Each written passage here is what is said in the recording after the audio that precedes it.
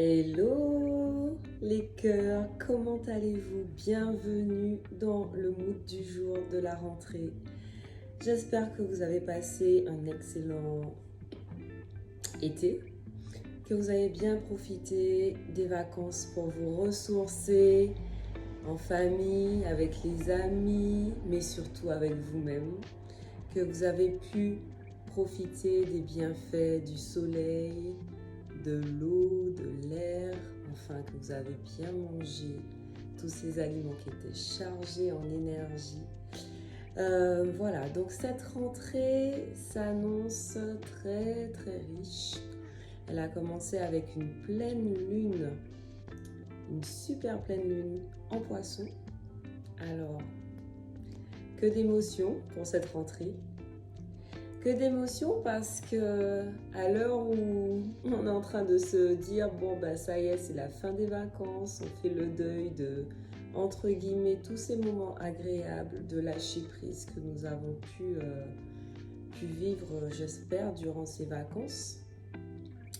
Et puis cette pleine lune, super pleine lune, est venue nous secouer pour nous dire bon ben c'est la rentrée, ça y est, mais la rentrée de quoi? Qu'est-ce que l'on veut faire rentrer dans notre vie? D'accord? Et elle n'est pas venue nous questionner sur n'importe quoi, puisque dans le signe du Poisson, c'est la connexion à la source. La connexion à la source divine. Donc, elle vient nous questionner, elle est venue nous questionner sur notre rapport à la source. C'est-à-dire notre rapport à notre nature véritable, à qui nous sommes réellement, à savoir des êtres divins. Ben, la question que j'ai envie de vous poser, c'est qu'est-ce qui en est ressorti? Parce que bien évidemment, pour répondre à ce genre de questions, on ne reste pas là et puis on se dit, bon ben alors, non, ça secoue à l'intérieur profondément, ça fait comme des lames qui viennent du fond comme du fond de l'océan et qui remontent sous forme de vagues. Donc, quelles sont ces vagues qui sont passées dans votre vie ces derniers jours? Ce que j'ai envie de vous dire, c'est que au-delà des apparences, n'oublions pas qu'on est là pour enlever ce voile de l'illusion en éveillant notre conscience. Donc, au-delà des apparences, même si ça a secoué, même s'il y a eu des vagues, peut-être des tempêtes qui n'étaient pas du tout agréables, quand le calme revient, vous voyez, la mer, elle est des fois démontée, agitée, on ne la reconnaît absolument pas. Sa couleur, c'est comment dirais-je, les moutons qu'il y a dessus. Bref, elle est plutôt angoissante, elle fait peur. Et puis, l'instant d'après, le soleil réapparaît et de suite, elle prend sa teinte bleue, paisible, tranquille, relaxante.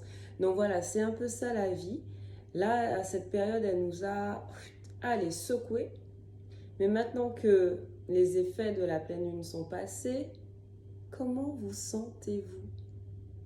Avec quoi vous êtes là dans votre vie qui est essentiel pour vous?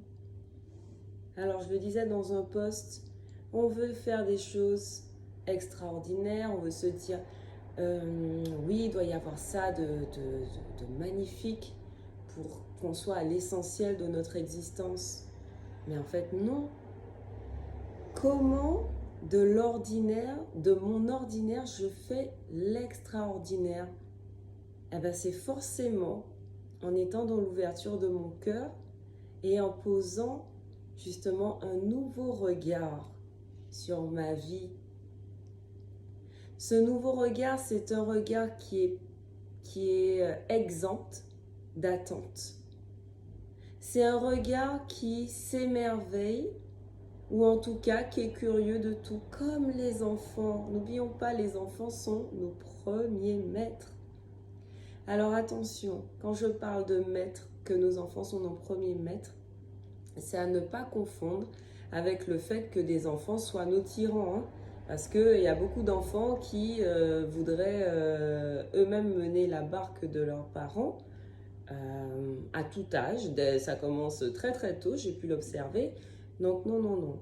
Quand je parle d'être notre maître, c'est dans le sens où leur façon d'être au monde qui est réellement ancrée dans l'instant présent quand on est dans l'enfance. Vous allez voir un enfant, là, il va être sur quelque chose et puis hop, il va passer à autre chose. Parce que il ne va pas s'attacher à vouloir faire durer ce moment présent. Ok, dans l'instant, il a de la colère, ça vient. Et puis hop, il va trouver un jouet, ben, il va être dans la réalité, dans cet instant présent avec ce jouet, etc. etc. Donc c'est vraiment ça. Et puis, il va aussi avoir ce regard de découverte de la vie, ce regard curieux qui va s'illuminer pour parfois des petits riens. Donc c'est ça l'idée, c'est de pouvoir retrouver cette qualité de présence. Ne l'oublions pas, nous sommes des adultes, mais notre enfant intérieur est présent et nous demande de nous reconnecter à lui pour rajouter plus de légèreté dans notre vie, plus de vérité. C'est en étant adulte qu'on commence à, au fur et à mesure, poser, en devenant grand, on nous demande de rentrer dans un moule. C'est pour ça qu'on dit qu'il faut préserver le temps de l'enfance. Parce que plus on avance dans le temps, plus la société, notre environnement, nous fait des injonctions pour rentrer dans des façons de penser, dans des façons de vivre. Et bien que ça ne nous aille pas, hein, des fois, bien on accepte parce qu'on n'a pas envie d'être rejeté, on a envie de faire partie d'un groupe. Vous savez, à l'adolescence, on commence à faire partie des groupes et à faire comme le groupe pour être accepté. Ben, faut pas croire qu'à l'âge adulte, on continue sur ce même mode de fonctionnement. D'accord? Donc, on crée des masques pour s'adapter. Et puis, au fur et à mesure, ces masques deviennent de plus en plus oppressants.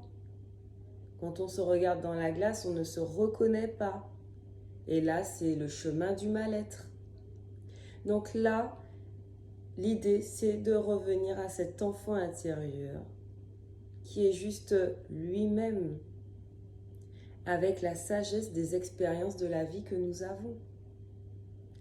Voilà ce que j'avais envie de vous dire pour cette rentrée.